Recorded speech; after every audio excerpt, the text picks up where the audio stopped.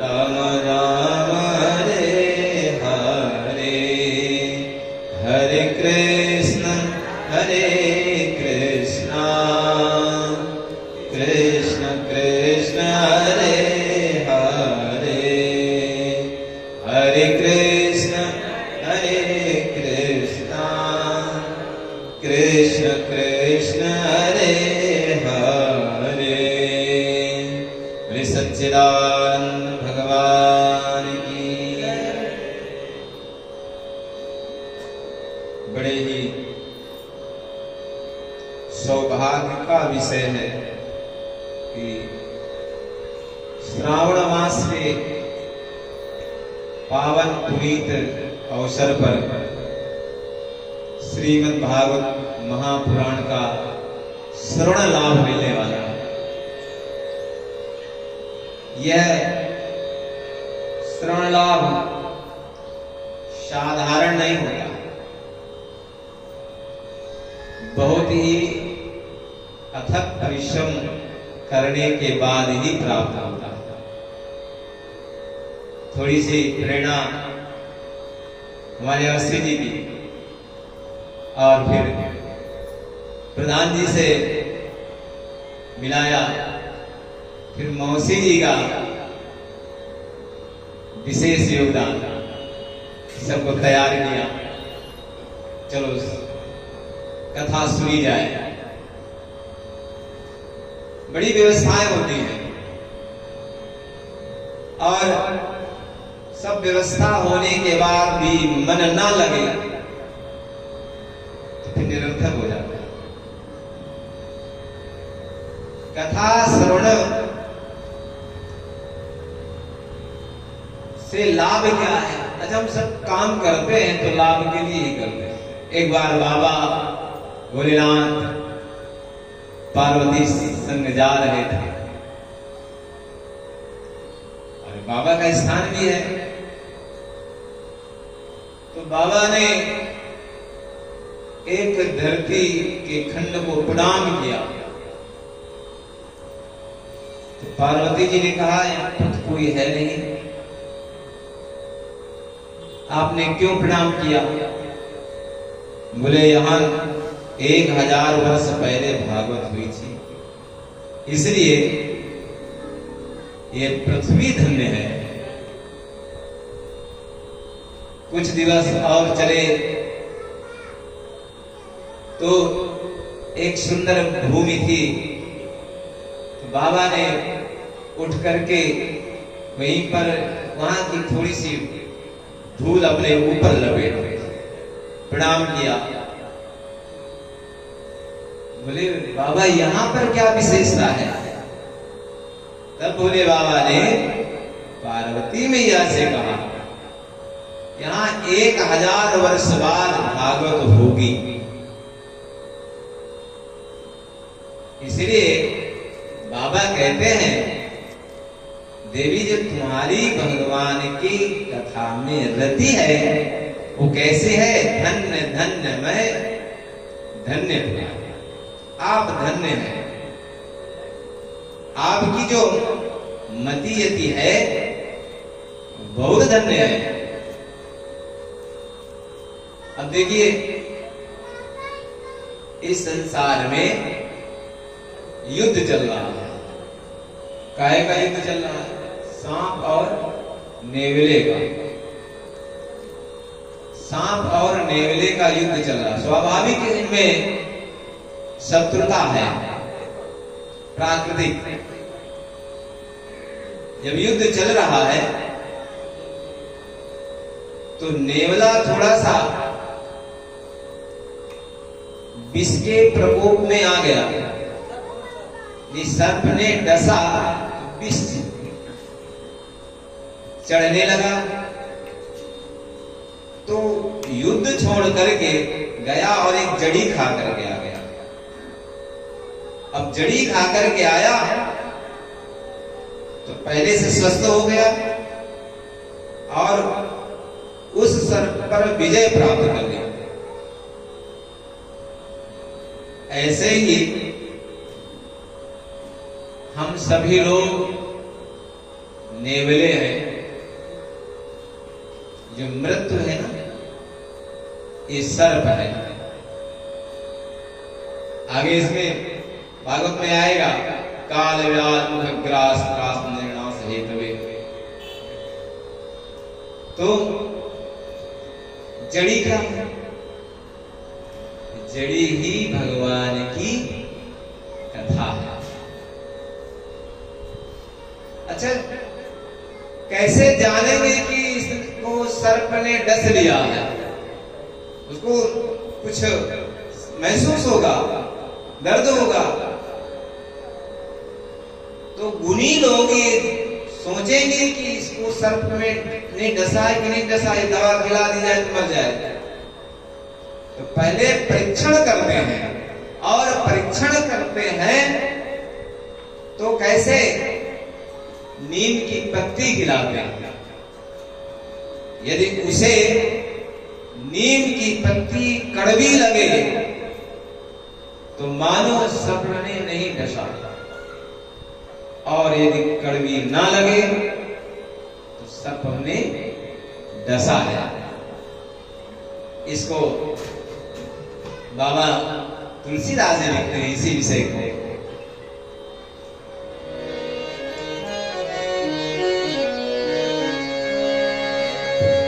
काम भुजंग डसत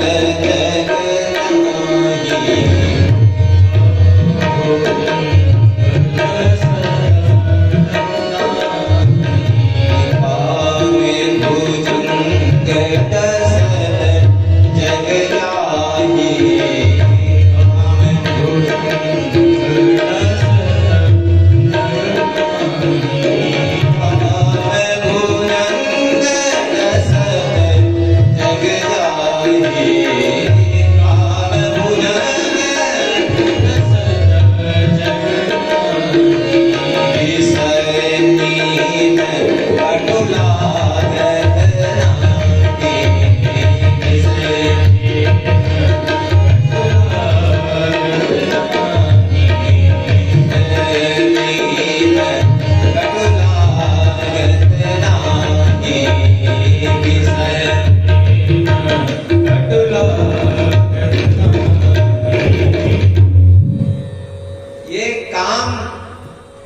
नाही, ये भुजंग है, काम क्रोध मद लोभ आदि।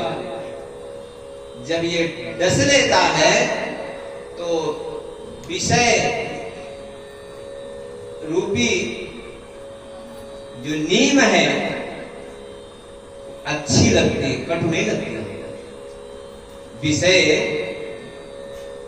काम क्रोध मद लोभ ये विषय है, तो ये अच्छे लगते हैं। जिनको ये अच्छे लगे मानो सर्प ने डस लिया, और जिनको अच्छा ना लगे, मीठे लगे, समझिए सर्प ने डसा नहीं। जिनको अच्छा ना लगे, मीठे ना लगे, समझिए सर्प ने डसा नहीं है। यही तो लाभ है। और लाभ क्या है? हम क्यों अच्छे कार्य करते हैं? लाभ का लोभ है, हमें लाभ का लोभ है, और हानि का भय है। इसीलिए तो हम भगवान की पूजा करते हैं, कहीं हमारा काम बिगड़ ना जाए, हानि का भय। यही तो लाभ है भगवान की कथा सुनने का। बोलिए सच्चिदानंद भगवान की। आइए हम लोग भागवत में प्रवेश करते हैं। तो पहले जान लें कि भागवत है क्या, और ये भागवत मिलती कैसे? क्या पुण्य प्राप्त होता है? पुण्य नहीं प्राप्त होता है। जब बहुत समय का पुण्य उदय होता है तो भागवत प्राप्त होती है। अब समझिए, बहुत लोग हैं नहीं आए, कल से आएंगे, परसों से आएंगे, ऐसा सोचते हैं, लेकिन आप लोग हैं। इसका मतलब है आपके पौष समय का पूर्ण उदय हुआ है तो भागवत सुनने का अवसर मिला। ये है भागवत,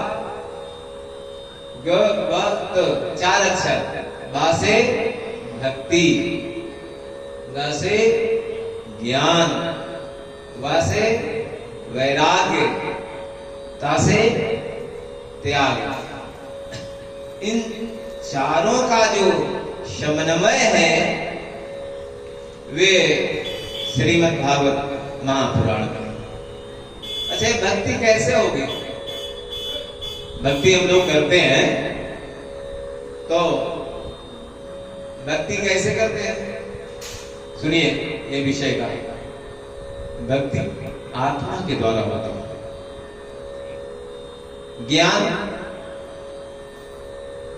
ज्ञान कैसे? बुद्धि नहीं, ज्ञान नहीं। अब ध्यान दीजिए, भक्ति, ज्ञान, वैराग्य कैसे प्राप्त होता है? केवल मन का विषय है वैराग्य, और त्याग ये तन का विषय है। ज्ञान, वैराग्य और भक्ति, त्याग, चारों का समन्वय श्रीमद् भागवत महापुराण। आइए हम लोग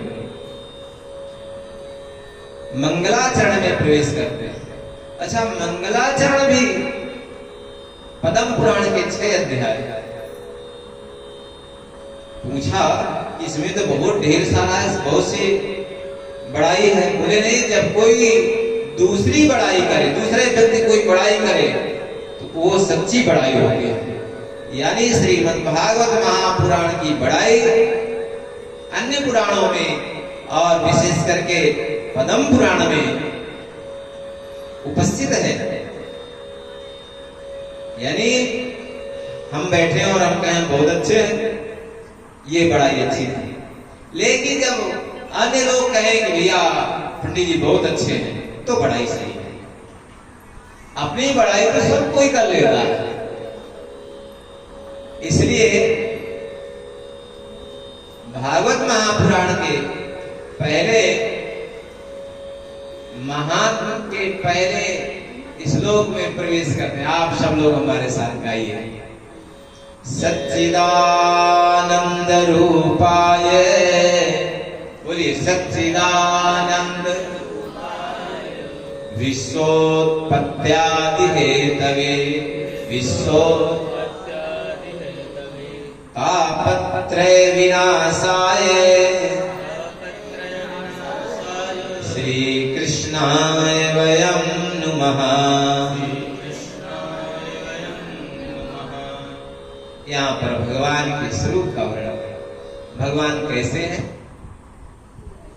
शायद कोई बात नहीं, यहाँ से वहां तक आवाज पहुंचेगी। सही है। भगवान के 3 स्वरूप, सत, चित और आनंद। और सच्चित आनंद भगवान। सत क्या है? भगवान ही सत है। हम आप लोग सत नहीं है।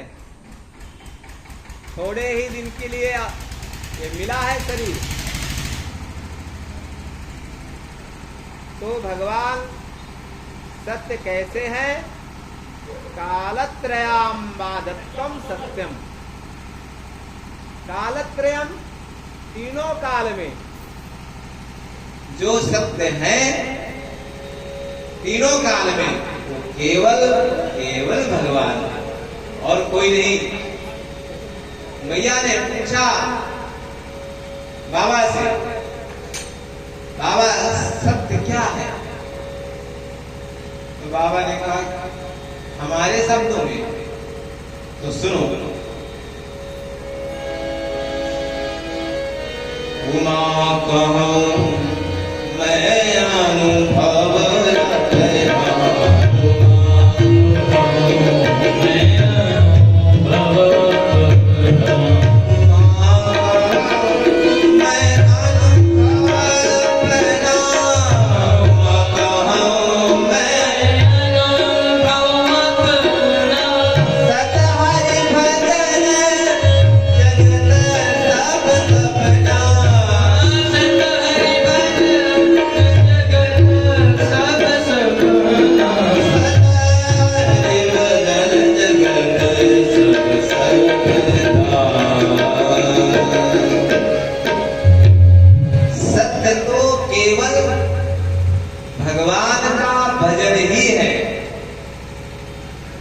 और ऐसे वैसे नहीं, बाबा कहते हैं मैं अपना अनुभव कह रहा हूं, सुनी सुनाई बात नहीं है, केवल अनुभव कह रहा हूं।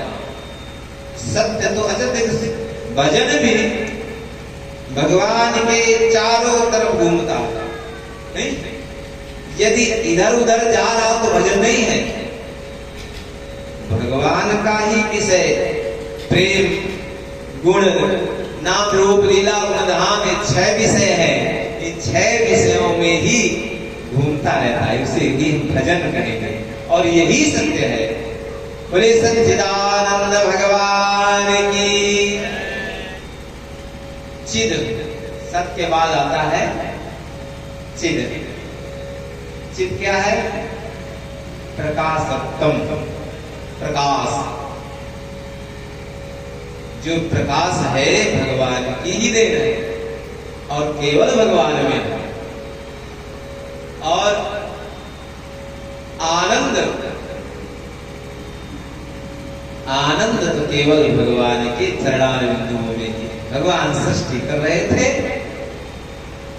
एक चीज अपने पैरों के तलों में दबा ली तो लक्ष्मी जी कहती हैं, प्रभु ये जो आपने दबा ली क्या है?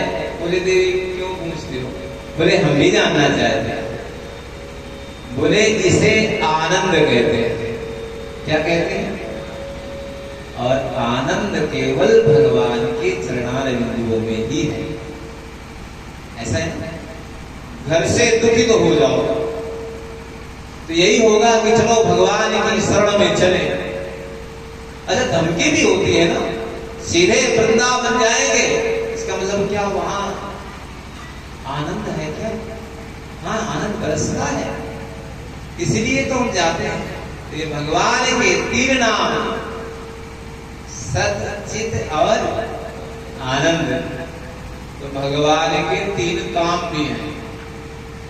भगवान 3 काम क्या करते हैं? विश्वोत्पत्त्यादि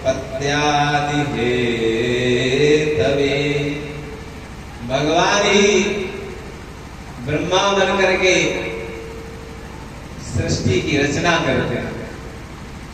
भगवान ही विश्व बन करके जगत का पालन करते हैं। और भगवान ही शंकर बन करके, शिव महादेव बन करके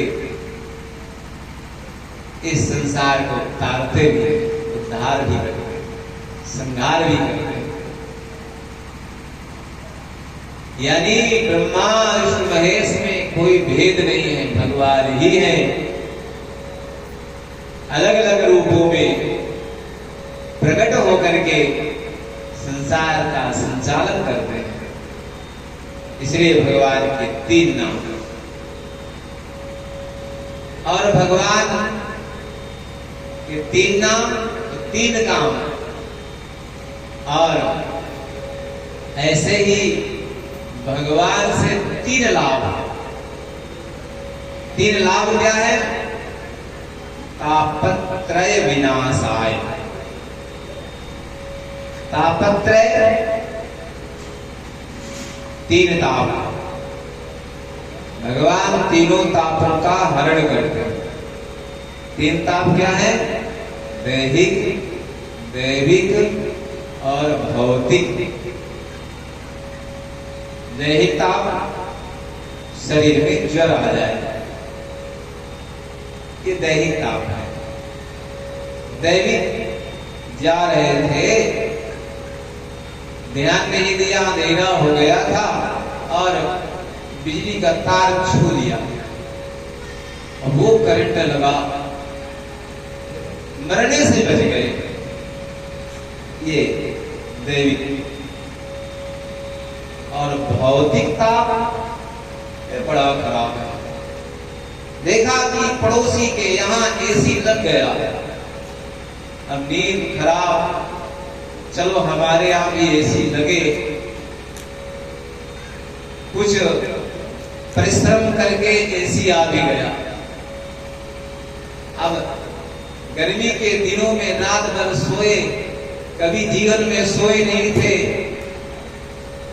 एसी में, अगले दिन शरीर अकड़ गया, अब चलने के लिए परेशान, ऐसे ऐसे जैसे चल रहे हैं मानो चिकनगुनिया हो गया। बीच में चिकनगुनिया हुआ था, उनसे पूछो जिनको हुआ था क्या है, बोले एसी लगा दिया पंडित जी, उसका फल है, ये है भौतिकता। बोले सच्चिदानंद भगवान की। ऐसे भगवान है, इन भौतिक दैहिक दैविक तापों को भगवान क्या करते हैं, नाश करते हैं। ऐसे भगवान श्री कृष्ण को हम वयम है, वयम माने बहुत सब लोग, वयम माने बहुत सब लोग, अहम आवाम और वयम हम सब लोग प्रणाम करते हैं। बोले सच्चिदानंद भगवान की। ये क्या है, मंगलाचरण है। मंगलाचरण क्यों किया जाता है, मंगल आचरण यानी मंगल आचरण, अच्छे अच्छे कार्य करेगा। जब ग्रंथ का लेखन होता है तो जो रचयिता है वो पहले इष्ट की वंदना करता है। क्यों करता है, समाप्ति प्रतिबंधक विशेष ध्वंस कारणत्म मंगलत्म, यानी समाप्ति हो जाए। अच्छा, समाप्ति में कोई बाधा ना हो, लिखना तो शुरू किया है लेकिन सही से पूर्ण हो जाए। प्रचार के लिए अपने इष्ट ही तो आगे बढ़ाएंगे। बाबा तुलसीदास जी ने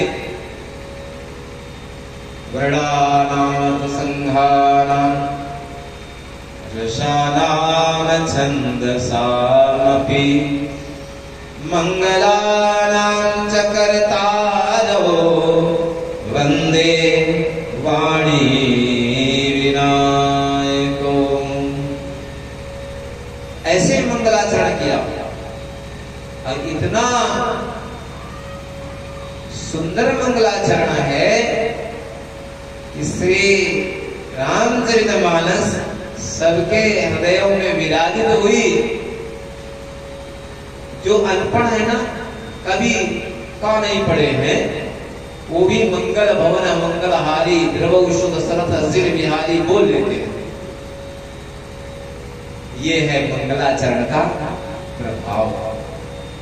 इसलिए मंगलाचरण किया तो दूसरे श्लोक में श्री सुकाचार्य जी को प्रणाम करते हैं। यम प्रव्रजन्तमनुपेतमपेत कृत्यं द्वैपायनो विरह कातरयाजुहाव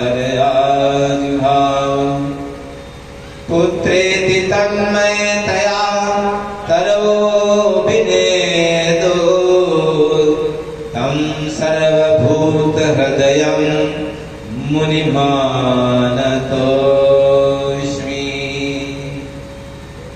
ऐसे सब जीवों के हृदय में निवास करने वाले सुखदेव जी को प्रणाम करते हैं, जिनका जन्म 12 साल में हुआ, 12 साल, और जन्मे तो जो नाल होती, नाल का छेदन भी नहीं हुआ था, ऐसे लपेटा और लपेटे हुए चल दिए। तो व्यास जी पीछे से कहते, अरे पुत्र कहां जा रहा है? तो सुखदेव जी ने तो कोई उत्तर नहीं दिया, लेकिन वृक्षों ने उत्तर दिया। अरे व्यास जी, हमारे तो हर साल बहुत से फल रूपी पुत्र होते हैं, संसार के कल्याणार्थ हम दे देते हैं, और यह आपका पुत्र संसार के कल्याणार्थ जा रहा है। इसको भी दे दीजिए। अच्छा, जानते हो हमारे घर में क्या होता है? हम तो जड़ हैं, वृक्ष कहे तब बात से सुन भैया मेरी बात। एक बार एक वृक्ष से कुछ पत्ते गिर गए, हवा आई उड़ा करके लेकर के चली गई। पत्ते सोचते हैं कि हम अपने वृक्ष से कब मिलेंगे। कहा देखो तुम एक बार गिर गए हो। तो वृक्ष कहे तब बात से सुन भैया मेरी बात, या घर की यह रीत है, एक आवत एक जात। एक आता है एक जाता है, ये संसार का नियम है और ये मानव जीवन है। मिला है दोबारा मिले ये संभव नहीं है। ऐसे ही सुखदेव जी का दिव्य प्रणाम वंदना आदि श्री व्यास जी करते हैं।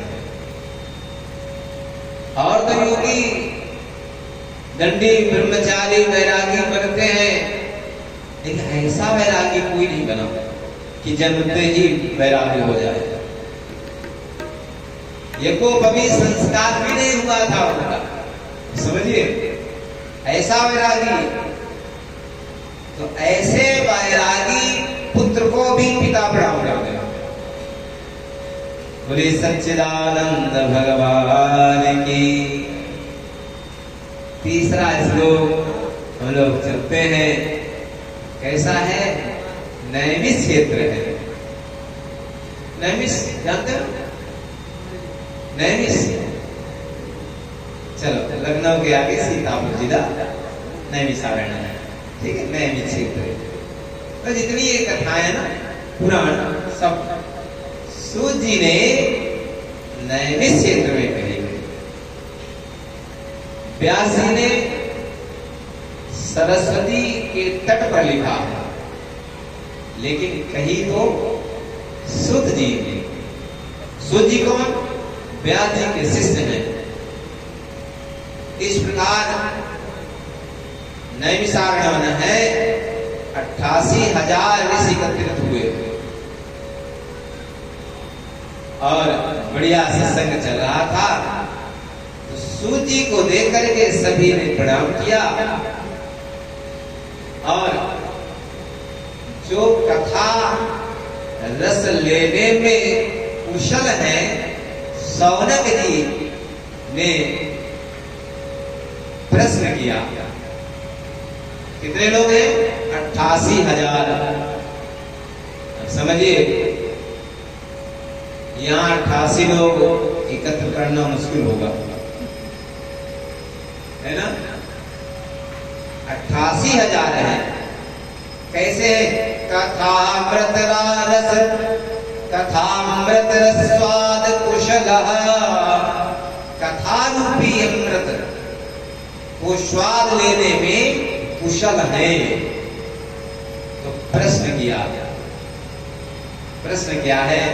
प्रभु, आपका जो ज्ञान है करोड़ों सूर्यों के समान है, और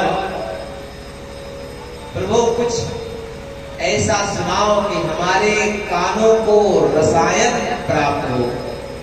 क्या? कर्ण रसायनम। बीमार है ना लोग, तो जब बीमार होते हैं तो वैद्य लोग चूरन चटनी देते, जब उनसे ठीक नहीं होता तो रसायन का उपयोग करते। हम लोग भी बीमार हैं। कैसे बीमार हैं? हमें लोभ और मोह ने ग्रस लिया, इसलिए ऐसा सुनाइए कि हमारे कानों को रसायन प्राप्त हो। प्रभु, भक्ति ज्ञान वैराग्य का विषय सुनाए, जिससे कि हमारी बुद्धि में विवेक उत्पन्न हो जाता है। ऐसे ही प्रभु जब ये वैष्णव लोग माया मोह से परेशान होते तो क्या करते हैं प्रभु? इस संसार में यही घोरे कलो प्रायो जीवस्यासरतांगता क्लेशक्रांत तस्यैव शोधने किं पलायनम्। इस कलयुग में, घोर कलयुग में लोग प्रायः जीव है ना असुरता को प्राप्त होंगे। हे प्रभु, इन जीवों का शोधन कैसे हो? असुरता समझ रहे हैं? बाबा तुलसी दास जी के शब्दों में बोलते हैं,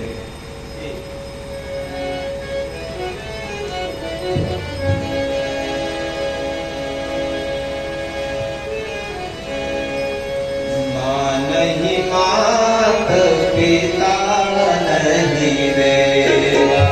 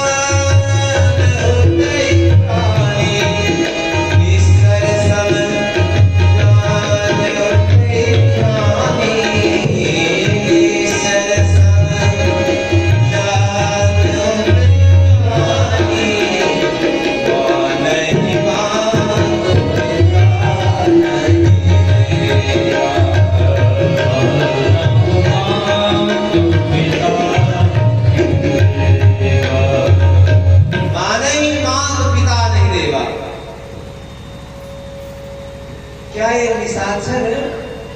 राक्षस जिसे कहते हैं, राक्षस के अलग ऐसा नहीं है कि उनकी 4 आंखें हों, 4 हाथ हों, 4 पैर हों, ऐसा नहीं है। उनकी लक्षण हमें आपके बीच में ऐसे लोग अब तो प्राय हो गए, माता पिता की आज्ञाओं का पालन नहीं करते होते और साधुओं से सेवा करवाते। पहले लोग साधुओं की सेवा करने जाते हैं, अब किसी तीर्थ में गए तो पहले से अपना कमरा बुक करा लेते हैं, स्वामी जी हमारी क्या व्यवस्था है। पहले आप अपना घटना घटाइए, किसी तीर्थ में जाइए, वहां बुक करा लिया और स्वामी जी एसी नहीं लगी है, अच्छा और स्वामी जी भी इसी में लगे कि इनका एसी खराब है, इनका बाथरूम खराब है, वो भी भटक गए।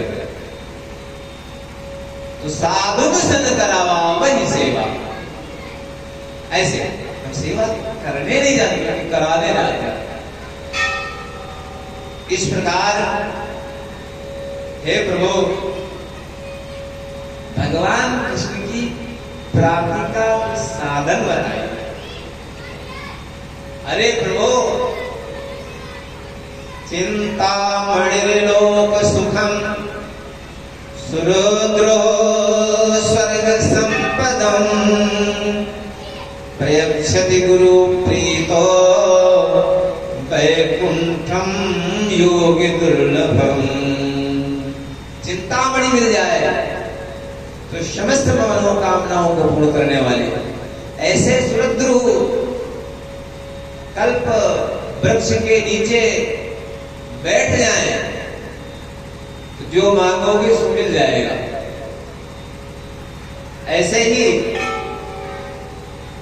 गुरु के चरणार बिंदुओं में जो प्रेम करता है ना, उसको वैकुंठ नाथ दुर्लभ नहीं है।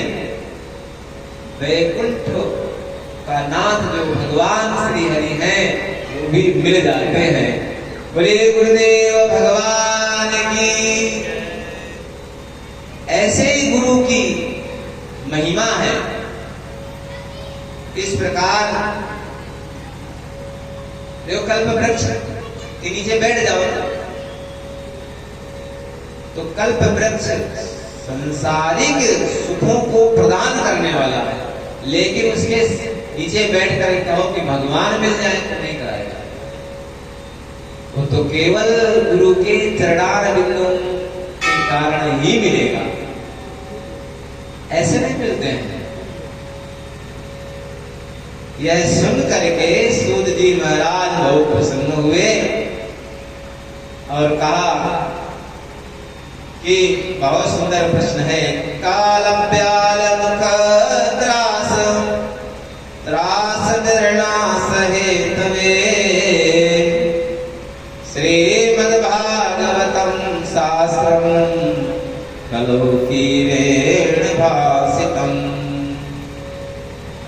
ये संसार में मृत्यु सदैव ब्याल की तरह मुंह फैलाए बैठे। जैसे करें अजगर के मुख में चिड़िया बैठ जाए।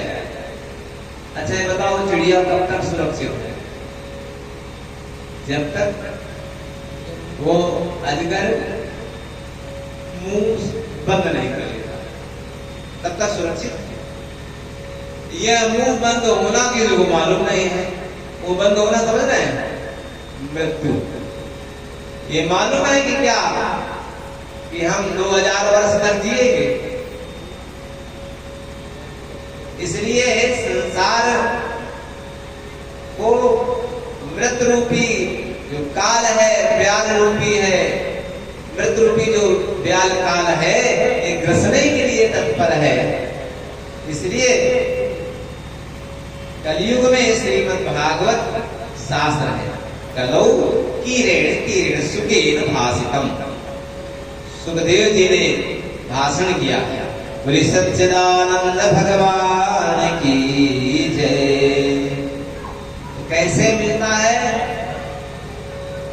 जन्मांतरे भवेत् पुण्यम तदा भागवतम लभेत। जब जन्म जन्मांतरों के कल्पांतरों के पुण्य उदय होंगे तो श्रीमद् भागवत महापुराण की प्राप्ति होगी। बोली सच्चिदानंद भगवान की। आइए सब लोग हम लोग नाम संकीर्तन करते हैं, फिर आगे जाते हैं।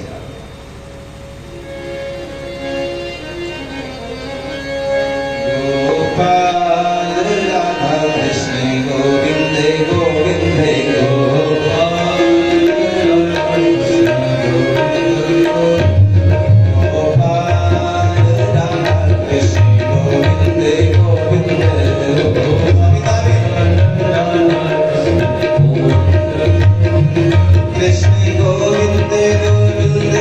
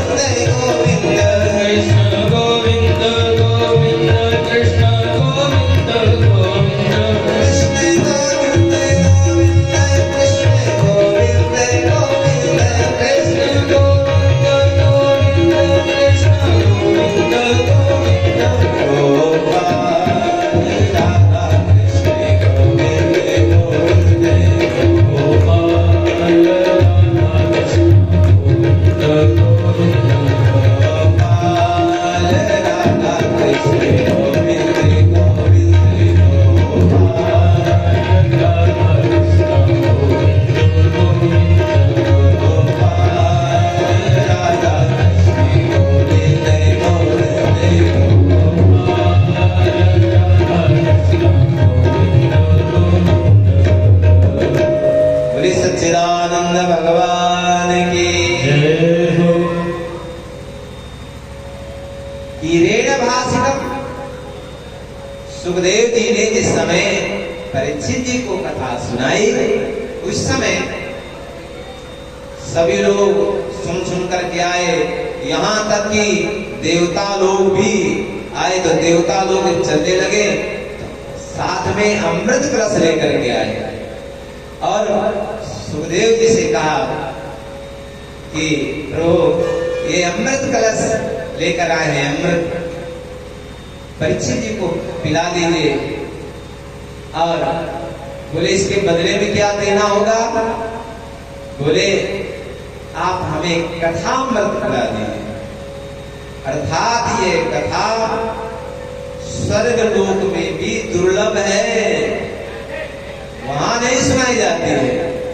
तो सुखदेव जी ने सोचा ये देवता कब से परोपकारी हो गए। फिर विचार करते देव बोले ये अभक्त रूप में आए, कैसे आए? विनिमय करने के लिए आए। इसलिए अभक्त जान करके उनको नहीं दिया। क्यों? बोले कहां कांच और कहां मणि, कांच और मणि की समानता नहीं हो सकती है। बोले सच्चिदानंद भगवान की।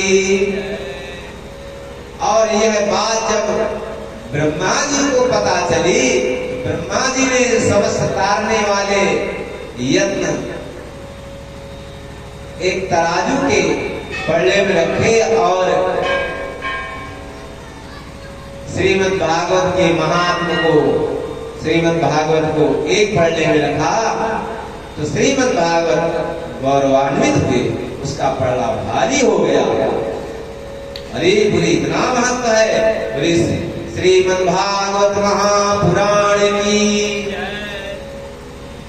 तो कहा ये किसने सुना?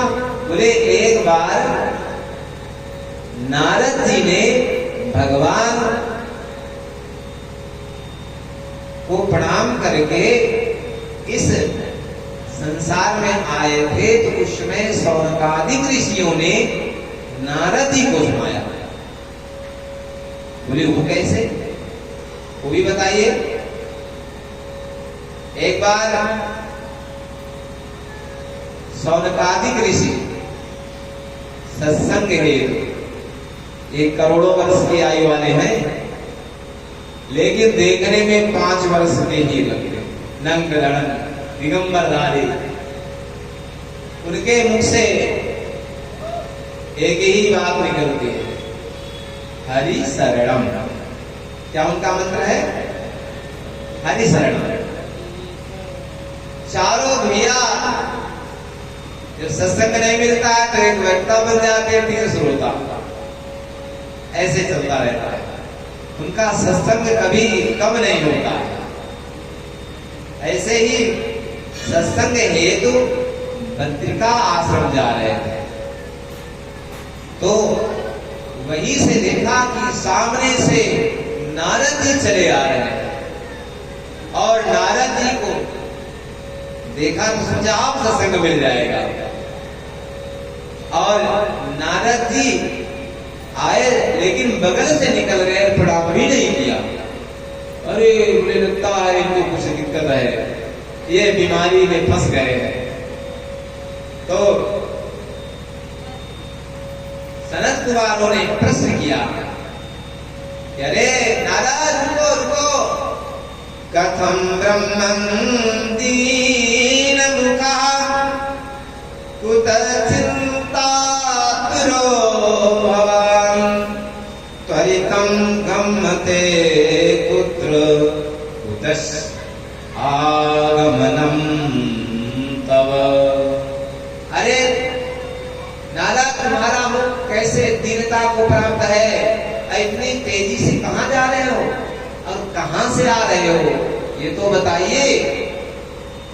अब नारद जी ने कहा ये तो हमारे बड़े भैया हैं। तुरंत प्रणाम किया और कहा प्रभु मैं इस पृथ्वी में मृत्युलोक में आया, सोचा कि कहीं कलयुग में शांति मिले, पर यहाँ शांति नहीं मिली। कहाँ गए हो? तो बोले हरिक्षेत्रम कुरुक्षेत्रम श्रीरंगम सेतुबंधनम। छोटे मोटे तीर्थ में नहीं गए। हरिक्षेत्र हरिद्वार, कुरुक्षेत्र श्रीरंगनाथ और सेतुबंध रामेश्वरम आदि अच्छे अच्छे स्थानों में गए, कहीं शांति नहीं मिली। क्या हुआ? बोले वहां ना तो सत्य है, ना तप है, न शौच है, न दया है, न दान है। ये किसी को बता दो ना तो कहे देखो सत्य बोलो तो आप बोलो, दया करना हो तो आप हम पर करो, दान करना हो तो हमको दे जाओ। पर हमसे दान करने के लिए बोलना नहीं। ऐसे ही लोग कैसे हो गए हैं? पाखंड निरता संतो विरक्ता सपरिग्रह। जो संत लोग हैं वो पाखंड में रत हो गए, विरक्त लोग सपरिग्रह सामग्री एकत्र करते हैं, सामान एकत्र करते हैं। लोग कैसे जीते?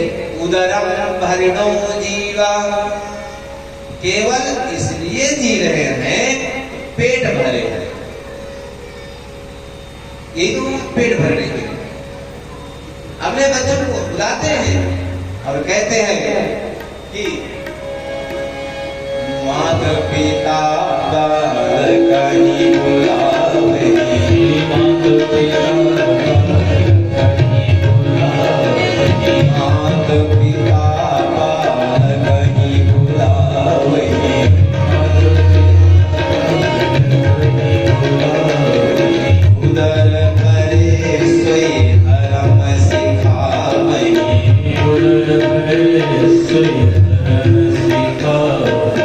यही सिखाया जा रहा है। भैया अब कुछ कमाओ, तुम्हारो पेट भरे हमारो भरे। भगवान का विषय कहीं नहीं है। तो और देखा एक आश्चर्य देखा, सुनिए देवी। तरुणी प्रभुता गे, कहा गृहस्थों के यहाँ स्त्रियों का चलावा चलता है, ये भी अच्छा है। अगर स्त्री बुद्धिमान है तो चलावा चले, अच्छा है।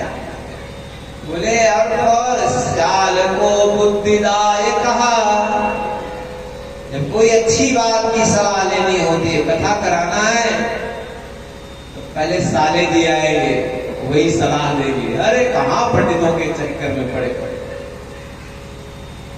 वो बुद्धि देंगे। अरे ये भी ठीक है, अगर बुद्धिमान है सलाह लेने में क्या दिक्कत है। बोले और तो और लोग अपनी कन्याओं का विक्रय करते हैं, पहले विवाह करते हैं, इसके बाद फिर दहेज प्रथा लगाते हैं और फिर वसूलते हैं। खर्च किया 5 लाख और 25 लाख तो ले लेंगे, ये कन्या विक्रय है। अच्छा इससे भी वहीं पर संतोष मिल जाए। बोले नहीं, दंपति नाम कलकदम, दंपतियों के बीच में झगड़ा होता है, दुई के दुई, पति और पत्नी। और शाम सुबह बढ़िया बढ़िया श्लोक सुनने को मिलते हैं। श्लोक समझ रहे हो ना?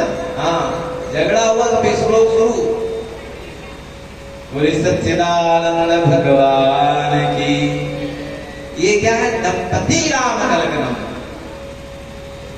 अरे बोले ग्राम क्षेत्र में चले तो वहां देखा अट्टशूला जनपदा शिवशूला दुजातया, अन्य के बाजार लगे हैं, बेचे जा रहे हैं।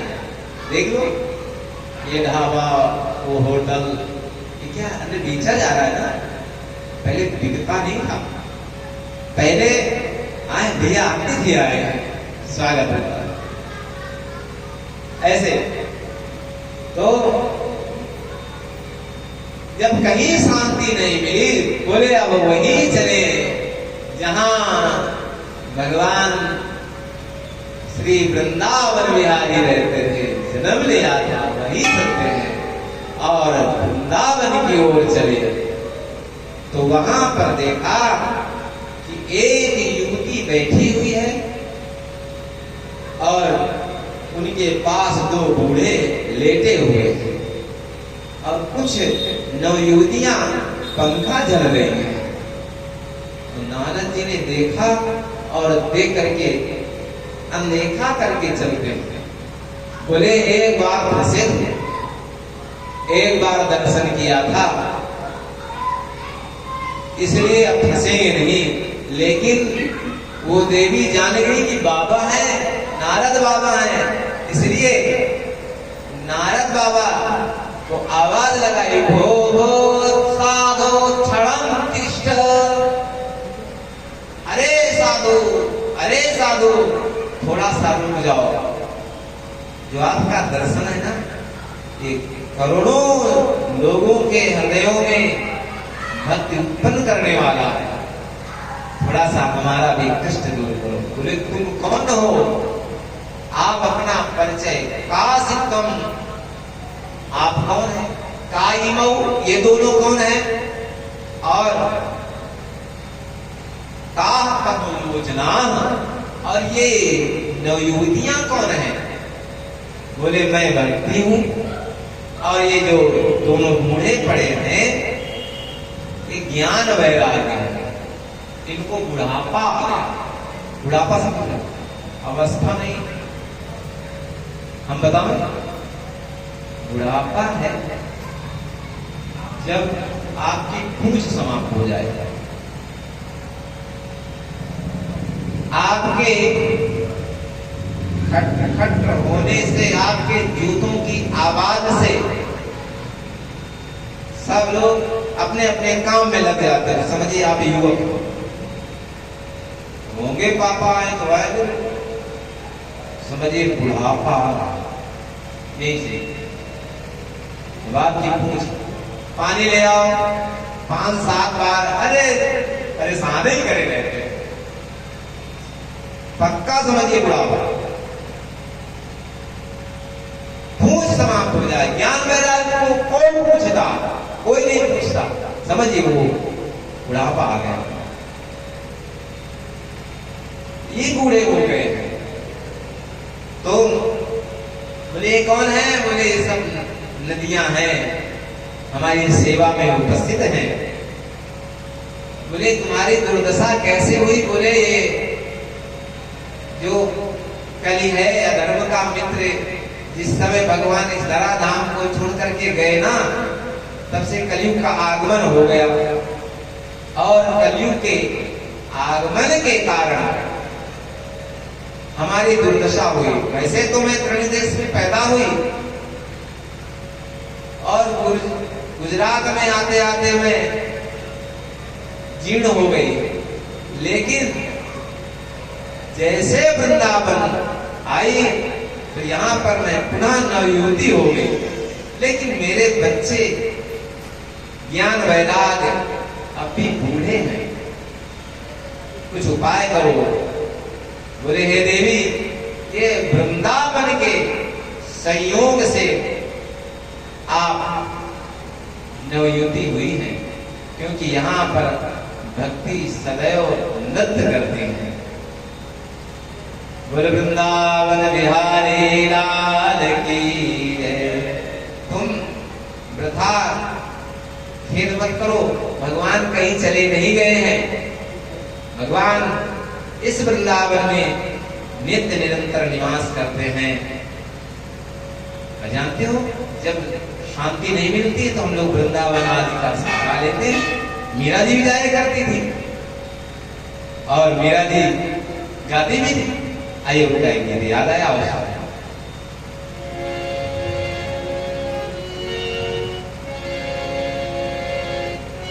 मैं वृंदावन जाऊंगी, मैं वृंदावन बन जाऊंगी, चाहे राखो या मानो, मैं गंगा बन जाऊंगी, चाहे राखो या मानो, मैं गंगा बन जाऊंगी, चाहे राखो या मानो, मैं गंगा बन जाऊंगी, चाहे राखो या मानो, राखो या मानो, राखो या मानो, राखो या मानो, राखो या मानो, मैं गंगा बन जाऊंगी, चाहे राखो या मानो, मैं गंगा बन जाऊंगी, चाहे राखो या मानो। वृंदावन में मांगे बिहारी, वृंदावन में मांगे बिहारी, वृंदावन में मांगे बिहारी, वृंदावन में मांगे बिहारी, उन्हीं से नैना लड़ाऊंगी, चाहे राखो या मानो, उन्हीं से नैना लड़ाऊंगी, चाहे राखो या मानो, मैं गंगा बन जाऊंगी, चाहे राखो या मानो, मैं गंगा बन जाऊंगी, चाहे राखो या मानो।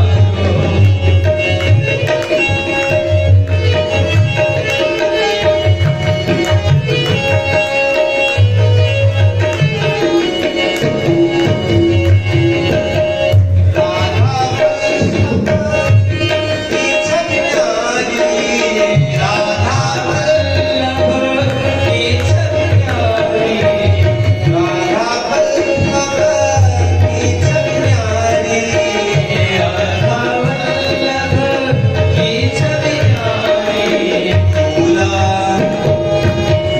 झूला तुमको झुलाऊंगी, चाहे राखो या मानो, झूला तुमको झुलाऊंगी, चाहे राखो या मानो, मैं गंगा बन जाऊंगी, चाहे राखो या मानो, मैं गंगा बन जाऊंगी, चाहे राखो या मानो।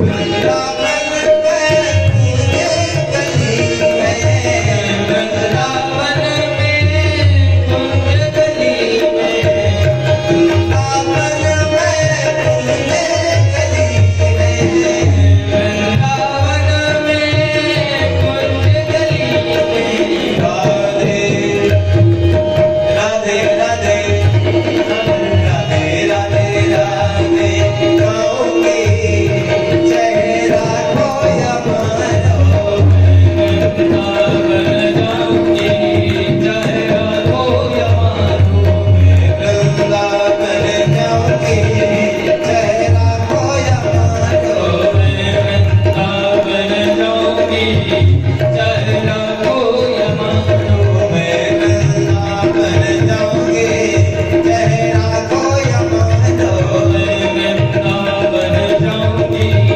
चाहे राखो या मानो। बोल वृंदावन बिहारी लाल की जय। क्या अभी भी इतना ही, बाकी आज यही पर हम लोग विराम लेंगे, ठीक है।